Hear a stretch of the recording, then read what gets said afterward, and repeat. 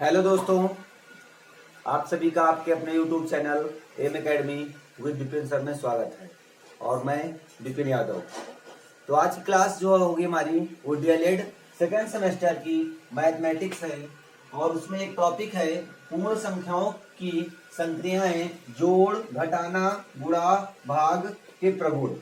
तो आज का टॉपिक हमारा ये होगा, इसका मतलब जोड़, घटाना, गुणा, भाग कैसे करते हैं वो तो सबको पता है कि जोड़ कैसे करते हैं, घटाना कैसे करते हैं, गुणा कैसे करते हैं, भाग कैसे करते हैं।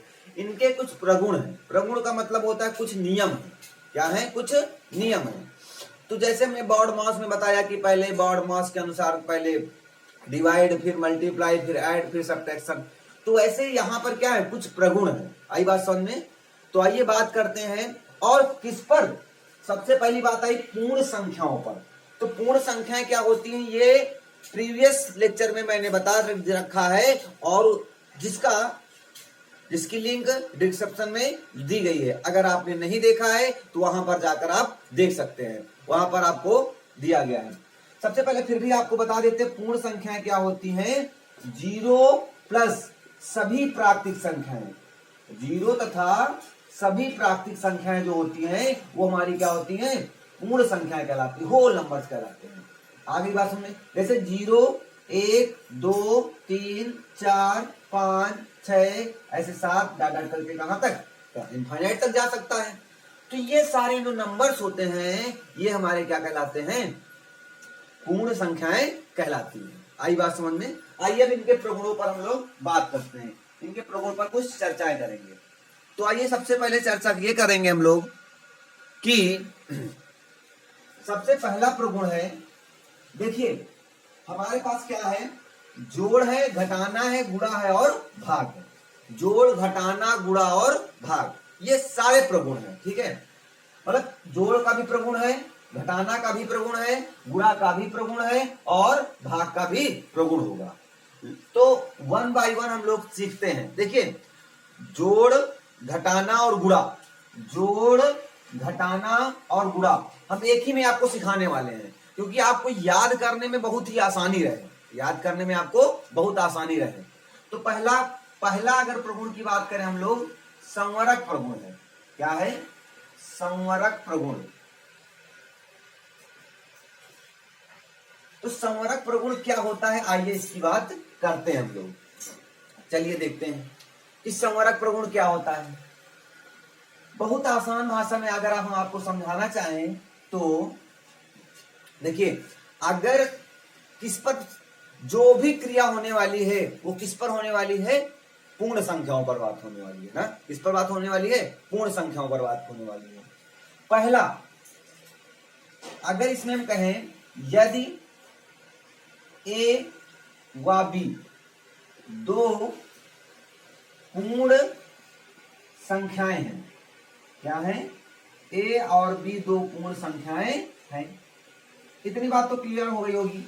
ए और बी दो पूर्ण संख्या है। पूर्ण मतलब हो सकता है 0 हो सकता है 1, 2, 3, 4, 5 कुछ भी हो सकता है। ठीक है, तो सबसे पहला अगर हम बात करें योग का, देखिए यहां पर अगर योग का संवरक नियम प्रगुण लिखना हो तो यहां लिख देंगे योग का संवरक प्रगुण। अगर घटाने का लिखना हो तो घटाने का संवरक प्रगुण। अगर गुणा का लिखना हो तो गुणा का संवरक प्रगुण। फिर क्या होता है, भाग का होता है भाग का संवरक प्रगुण। ठीक है, आई बात समझ में? चलिए सबसे पहले योग का मतलब समझते हैं। अगर ए और बी दो पूर्ण संख्याएं हैं तो आइए बात समझते हैं। अगर ए और बी दो पूर्ण संख्याएं हैं तो जो इनका योग होना चाहिए वो किसके बराबर आएगा? ए और बी का योग किसके बराबर आएगा? कुछ के बराबर आएगा, मतलब सी के बराबर आएगा। किसके बराबर आएगा? सी के बराबर आएगा। तो सी भी एक पूर्ण संख्या होगी। आ गई होगी बात समझ में? चलिए एक एग्जांपल से आपको हम समझाते हैं। जैसे हमने कहा कि 2 और 5 का योग कितना होगा? 7 होगा। तो 2 भी एक पूर्ण संख्या थी, 5 भी एक पूर्ण संख्या है, 7 भी एक क्या है, पूर्ण संख्या है कि नहीं है? बिल्कुल है। अगर मैंने कहते 3 और 8, 8 3 11, 3 भी एक पूर्ण संख्या है, 8 भी एक पूर्ण संख्या है और 11 भी एक पूर्ण संख्या है। तो क्वेश्चन कैसे बनता है? हो सकता है इसमें ऑब्जेक्टिव क्वेश्चन बन जाए कि योग का संवरक प्रगुण, योग जो है उस संवरक प्रगुण का पालन करता है कि नहीं करता है। हाँ, योग जो है उस संवरक प्रगुण का पालन करता है। आगे बात समझ में। चलिए अब योग के बाद बात करते हैं घटाने की। किसकी बात करेंगे? घटाना की। तो देखते हैं घटाना। तो देखिए घटाना मतलब क्या हुआ? अगर a माइनस बी हम घटा देते हैं तो क्या हमेशा c आएगा? a minus B equal to C. तो c एक पूर्ण संख्या नहीं भी हो सकती है। क्या है? c एक पूर्ण संख्या नहीं हो सकती है। c जो है वो एक पूर्ण संख्या नहीं भी हो सकती है।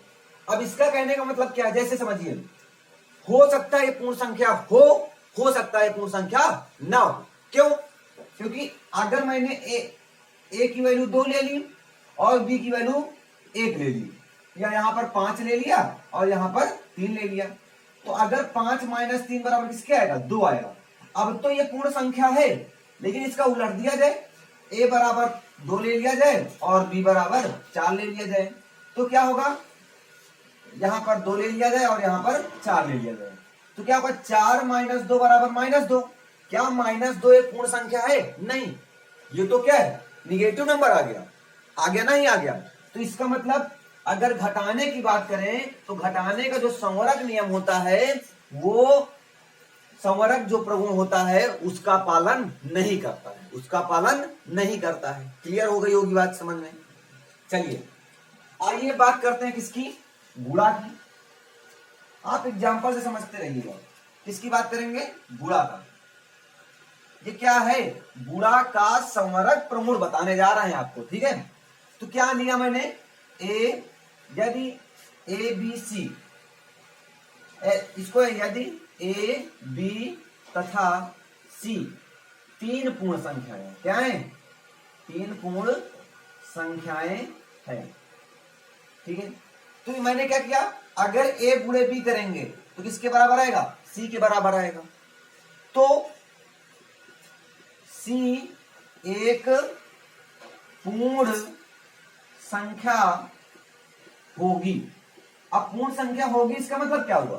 कि गुणा का जो संवरक नियम है, गुणा जो है वो संवरक नियम का पालन करता, गुणा जो है वो संवरक नियम का पालन करता है। इसका मतलब हमारे पास यही निकल के आया, ठीक है? और जैसे हम एग्जांपल ले लेते हैं, हमने कहा 2 गुणे 3 बराबर किसके आएगा? 6 के आएगा। मैंने कहा 2 गुणे 5 10 आएगा। मैंने कहा 2 गुणे 8 16 आ जाएगा। मैंने कहा 8 गुणे 15 120 आ जाएगा। तो यहां पर देख रहे हैं सारी की सारी जो संख्याएं आ रही हैं, सी वाली जो वैल्यू आ रही है वो क्या आ रही है? एक पूर्ण संख्या आ रही है। अगर ये एक पूर्ण संख्या आ रही है तो जो गुणा है हमारा वो संवरक नियम का पालन करता है। क्लियर हो गई बात? चलिए अब आफ्टर दैट बात करते हैं, यहीं पर आपको भाग भी बता देते हैं जरा। अब भाग पर आप ही सोच सकते हैं। भाग, अगर मैंने कहा a अपॉन बी और बराबर क्या c, तो c एक पूर्ण संख्या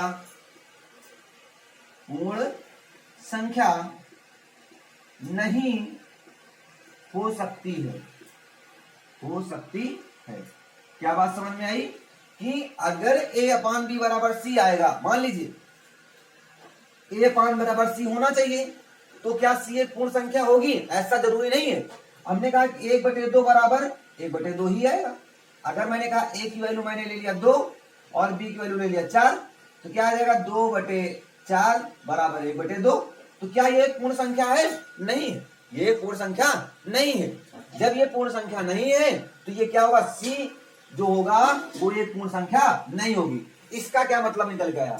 कि जो योग है वो संवरक नियम का पालन करता है, घटाना है जो संवरक नियम का पालन नहीं कर रहा है, और जो गुणा है वो संवरक नियम का पालन करता है, और जो भाग है वो भी संवरक नियम का पालन नहीं करता है। आई होप बात समझ में आ रही होगी सभी को। ठीक है, तो चलिए आइए देखते हैं दूसरा नियम हम लोग देखते हैं। जो हमारा दूसरा नियम कहता है वो क्रम विनिमय नियम पालन करता है। क्या कहता है? क्रम विनिमय नियम। आइए देखते हैं। दूसरा जो हमारा नियम है वो कहता है क्रम विनिमय प्रगुण या नियम कह सकते हैं। ठीक है, अब बात समझिए। क्रम विनिमय का मतलब क्या होता है? क्रम को बदल देना। क्रम विनिमय का मतलब क्या होता है? क्रम को बदल देना। क्रम विनिमय का नियम क्या है? क्रम को बदल देना।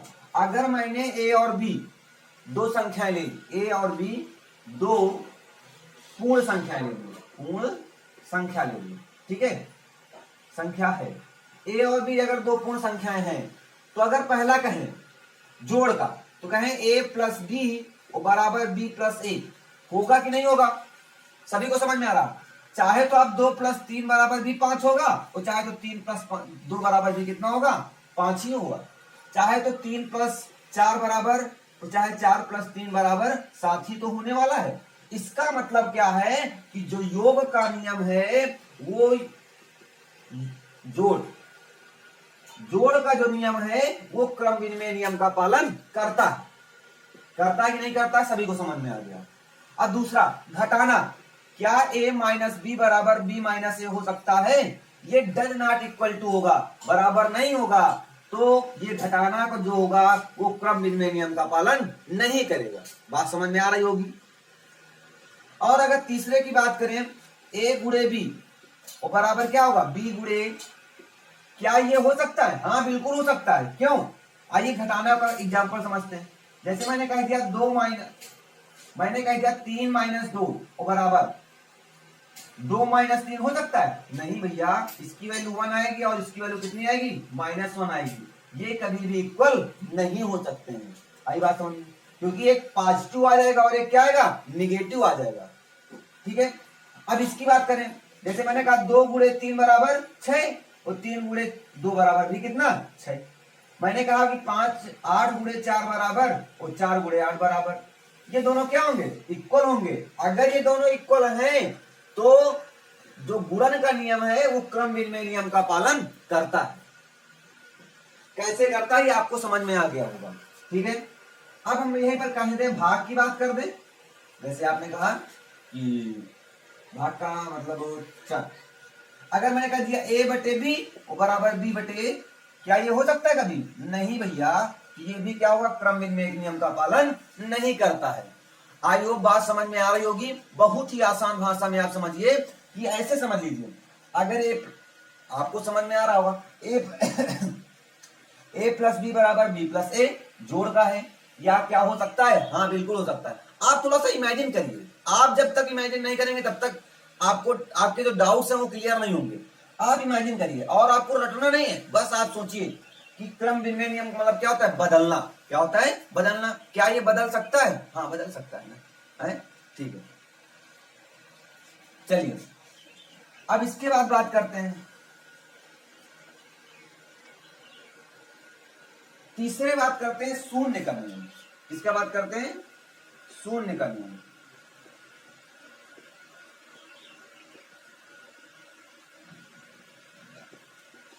शून्य का नियम। शून्य का नियम का मतलब क्या हुआ कि जैसे मैंने, यदि a एक क्या हो? पूर्ण संख्या हो। क्या है?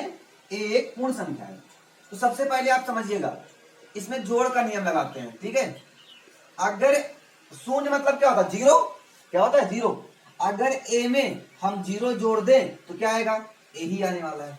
इसका मतलब योग का जो नियम है, यदि किसी पूर्ण संख्या में, यदि किसी संख्या में या पूर्ण संख्या में अगर 0 जोड़ दिया जाए तो वही संख्या प्राप्त होती है।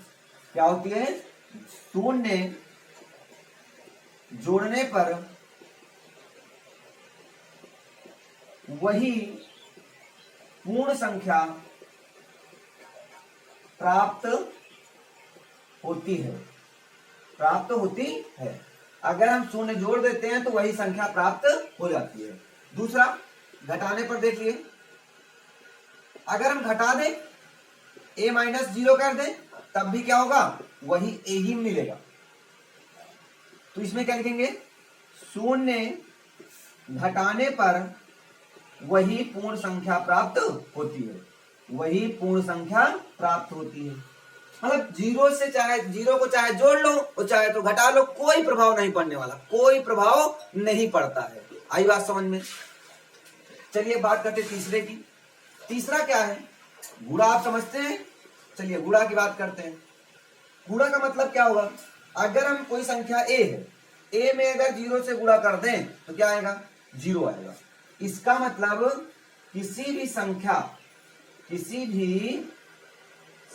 में 0 से, किसी भी संख्या में 0 से गुणा करने पर 0 ही प्राप्त होता है। क्या प्राप्त होगा दोस्तों, 0 ही प्राप्त होता है। अगर मैंने किसी भी संख्या में 0 से गुणा कर दिया तो क्या होगा, 0 ही हमको प्राप्त होगा। आगे होगी बात समझ में। जैसे समझ लीजिए 2 गुणे 0 हमेशा 0, 100 गुणे 0 हमेशा 0, 1000 गुणे 0 हमेशा 0। मतलब 0 से किसी भी संख्या में अगर आप मल्टीप्लाई करेंगे तो हमेशा कितना देता है, रिजल्टेंट 0 ही देता है। अब यहीं पर भाग की बात करते हैं आपको। तो भाग क्या होगा दोस्तों, अगर कोई एक संख्या a है, a में अगर हम 0 से भाग कर दें तो हमें हमेशा क्या प्राप्त होता है, इनफाइनाइट प्राप्त होता है। इसका मतलब किसी भी संख्या में 0 से भाग करने पर हमें अनंत प्राप्त होता है। क्या लिखेंगे, नहीं अनंत नहीं होता है, ठीक है। हाँ, क्या होता है, अनंत प्राप्त होता है। किसी संख्या में 0 से भाग देने पर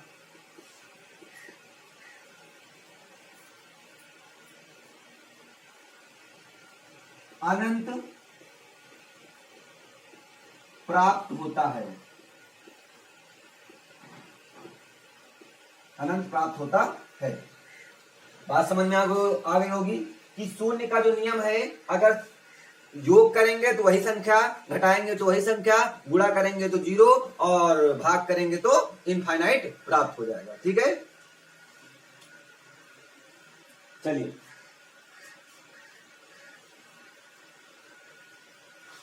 अब बात करते हैं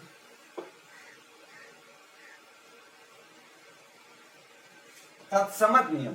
क्या होता है, तत्समक नियम। अब तत्समक नियम क्या है,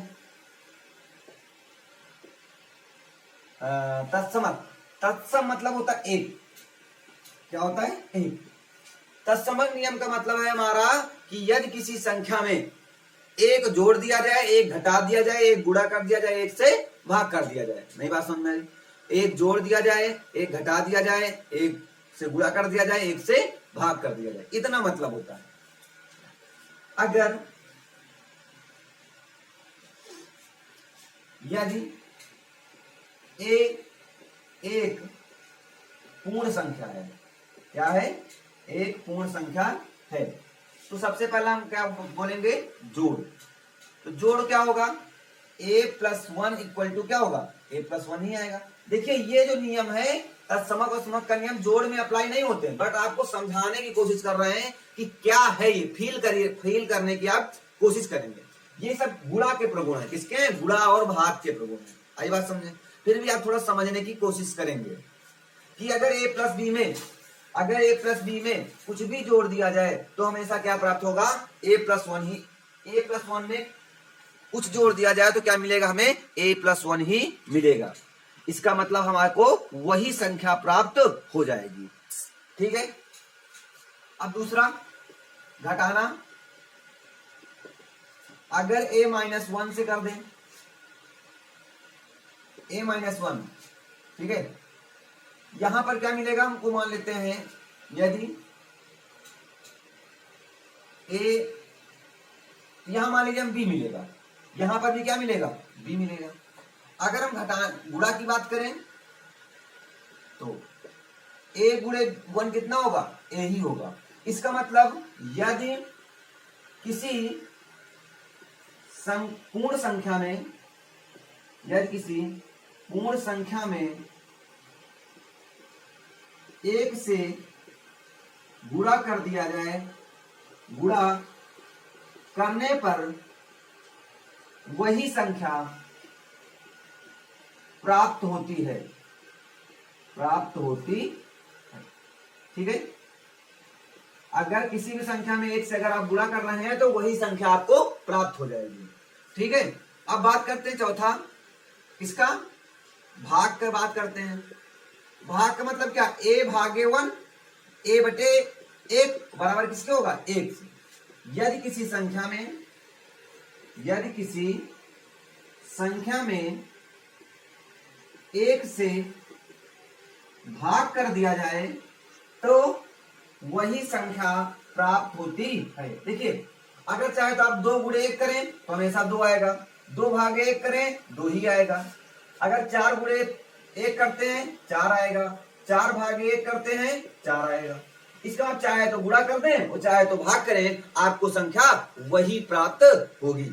तो आई वो बात समझ में आ गई होगी कि ये क्या था, हमारा तस्मक नियम था। ठीक है, अब बात करते हैं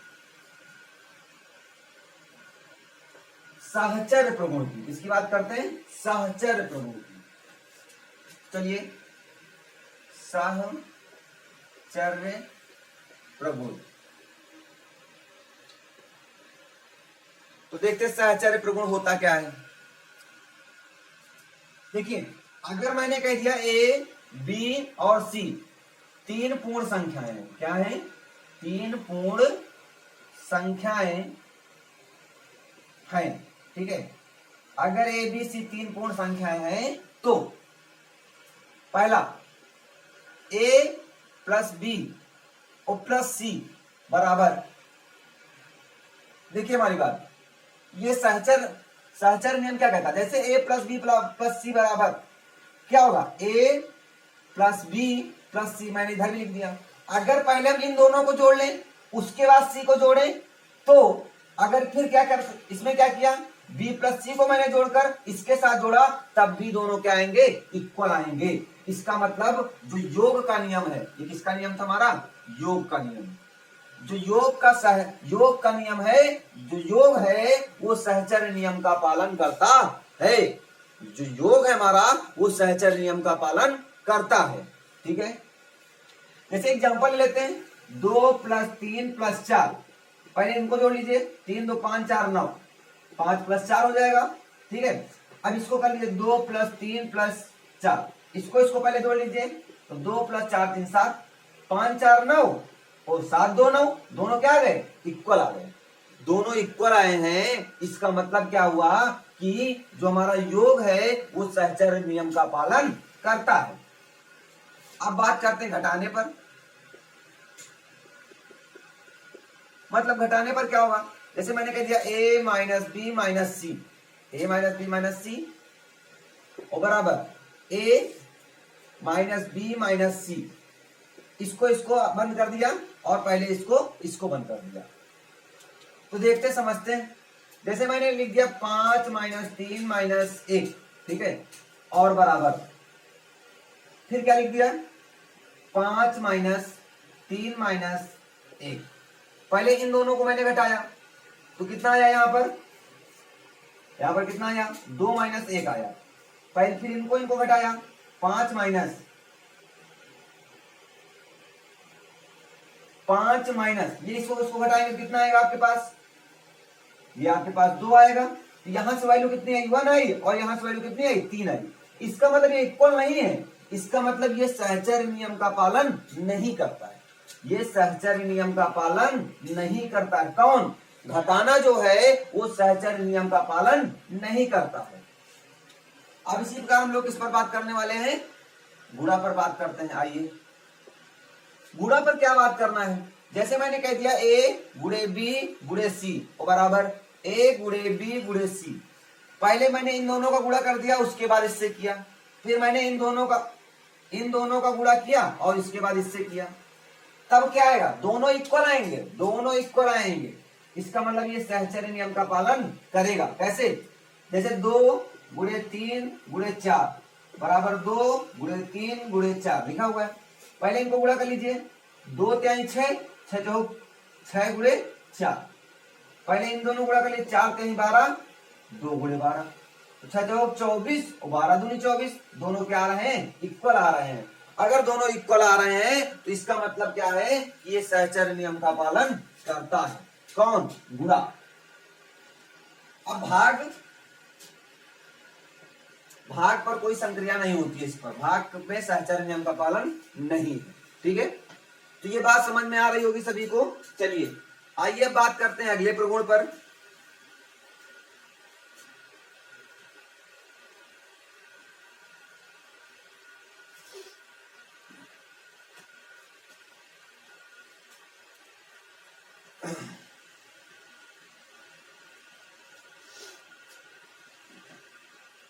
देखिए, जो ये क्या है, गुणन संक्रिया का योग या घटाना। आप इसको अलग अलग लिखेंगे। पहले लिखेंगे योग, गुणन संक्रिया का योग का प्रगुण, फिर आप लिखेंगे क्या, घटाने का प्रगुण। ठीक है, मैंने एक ही में लिख दिया तो आपको एक ही में समझाई दे रहे हैं हम आपको। जैसे मैंने कह दिया कि A, B और C क्या है, पूर्ण संख्याएं हैं। क्या है, पूर्ण संख्याएं हैं। A, B और C 3 पूर्ण संख्याएं हैं। ठीक है, तो करना क्या है आपको, तब आपको करना ये है कि गुणन संख्या, जैसे ये कह दिया A गुणे B प्लस C बराबर किसके हो सकता है, A गुणे B प्लस A गुणे C। ये हो सकता है, क्या हो सकता है, ये हो सकता है। इसका मतलब मैंने डिस्ट्रीब्यूट कर दिया, इसका इससे और इसका इससे कर दिया। ठीक है, या फिर घटाने की बात करें तो A गुणे B माइनस C बराबर A गुणे B और माइनस A गुणे C हो सकता है। ये क्या था, हमारा गुणन संक्रिया का योग या घटाने का प्रगुण। क्या नाम था इसका, प्रगुण। ठीक है, तो आई वो बात समझ में आ गई होगी। देखिए, कुछ जो कॉमन चीजें थी उनको मैंने साथ साथ बता दिया, जो कॉमन चीजें नहीं थी उनको मैं अलग अलग आपको बता दे रहा हूं। तो आ गई होगी बात समझ में। चलिए, जैसे भाग की बात करें, या तो गुणा का हो गया एक नियम अलग से, एक भाग का नियम अलग से क्या है समझने की कोशिश करेंगे। मतलब यदि किसी संख्या को उसी संख्या से भाग किया जाए तो भागफल 1 प्राप्त होता है। 1 प्राप्त होता है। बात समझ में आ रही होगी। कैसे, जैसे मैंने कह दिया 2 को भाग करो उसी संख्या 2 से भाग करो 1 आएगा। मैंने कहा 8 को 8 से भाग करो 1 आएगा। 16 को मैंने कह दिया 16 से भाग करो 1 आएगा। मैंने कह दिया 20 को 20 से भाग करो 1 आएगा। इसका मतलब किसी संख्या को उसी संख्या से अगर भाग कर दिया जाए तो भागफल कितना आता है, 1 आता है। अगर किसी संख्या को 1 से भाग किया जाए, एक मतलब एक संख्या, किसी संख्या को 1 से भाग किया जाए तो वही संख्या प्राप्त होती है। तो बात आपको समझ में आ गई होगी। तो आज की क्लास को यहीं तक रखते हैं। तो आपको समझ में आ गया होगा। अगर आपको वीडियो हमारी अच्छी लगी तो प्लीज लाइक करें, सब्सक्राइब करें और ज्यादा से ज्यादा शेयर करें। तो जय हिंद दोस्तों, मिलते हैं अगले वीडियो में।